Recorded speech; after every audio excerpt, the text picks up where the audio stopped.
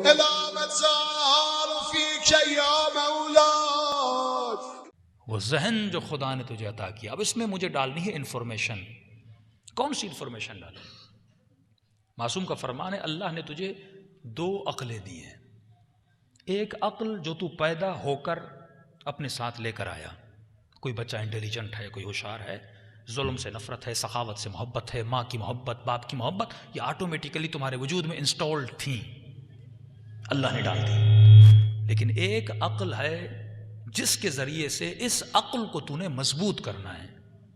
مولا وہ کون سی عقل ہے؟ فرمایا وہ عقل وحی پروردگار عالم ہے. کیونکہ دنیا کے کسی بھی انسٹیٹیوٹ میں جاؤ گے، اس کی پڑھائی میں ذرہ برابر خطا کا امکان ہے، غلطی کا امکان ہے.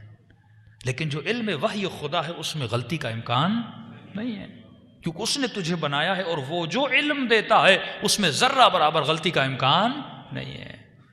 تو اس کا مطلب اگر مجھے پیور انفارمیشن ملے گی تو کہاں سے ملے گی؟ پروردگار عالم سے ملے گی، رسول کریم سے ملے گی.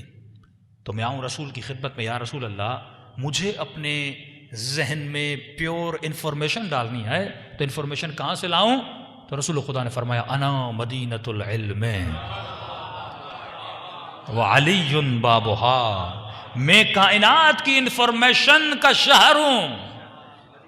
جیسی انفارمیشن چاہیے وہ میرے پاس ہے، اور اگر کہیں سے یہ انفارمیشن ملے گی اس در کا نام بس در علی ابن ابی طالب ہے.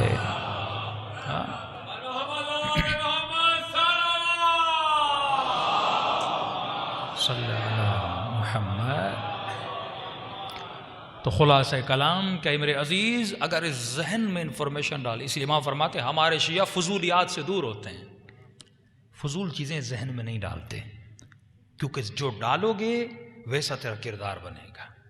اچھی چیزیں ڈالو گے اچھا کردار بنے گا. کچھ لوگوں کے لیے فرمایا سم بکم عمیٌ، کچھ لوگ ایسے ہیں جو اندھے ہیں، گونگے ہیں، بہرے ہیں. معصوم سے کسی نے کہا مولا یہ دیکھ تو رہے ہیں خدا اندھا کیوں کہہ رہا ہے؟ یہ بول تو رہے ہیں خدا گونگا کیوں کہہ رہا ہے؟ یہ سن تو رہے ہیں خدا بہرا کیوں کہہ رہا ہے؟ کہ دیکھ رہے ہیں پر وہ نہیں دیکھ رہے جو خدا دکھانا چاہتا ہے. بول رہے ہیں پر وہ نہیں بول رہے جو خدا بلوانا چاہتا ہے. سن رہے ہیں پر وہ نہیں سن رہے جو خدا سنانا چاہتا ہے.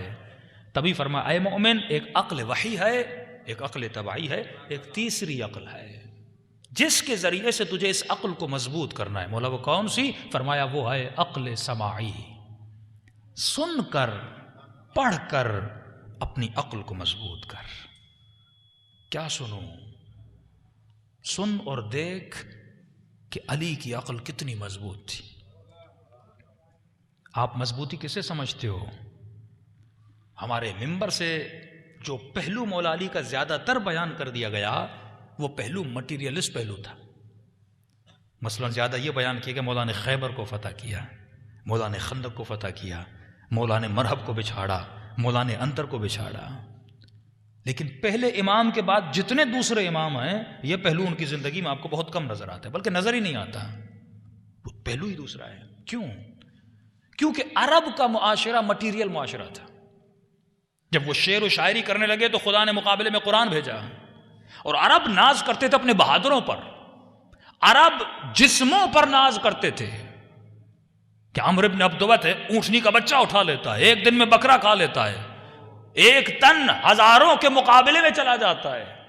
تو خدا نے عرب کی شاعری کے مقابلے میں قرآن کو بھیجا اور ان کی بہادری کے مقابلے میں حیدر کرار کو بھیجا.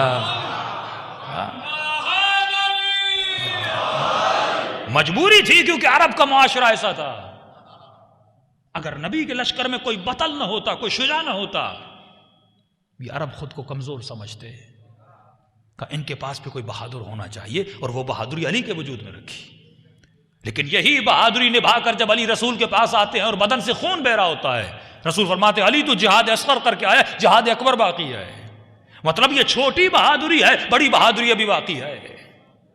جسموں پر ناز کرنے والے دنیا والے ہوتے ہیں کہ آج کوئی کہے میں نے 200 کلو کا وزن اٹھا لیا، کوئی کہے کہ میرے پاس اتنی طاقت ہے میں 10 لوگوں کو بچھاڑ لوں.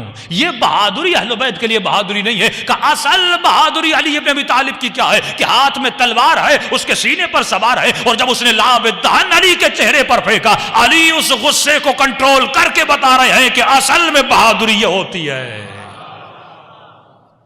کہ ہے کوئی عرب کا ایسا بہادر جس کے چہرے پہ کوئی تھوک ڈالے اور وہ چہل قدمی کر کے رک جائے.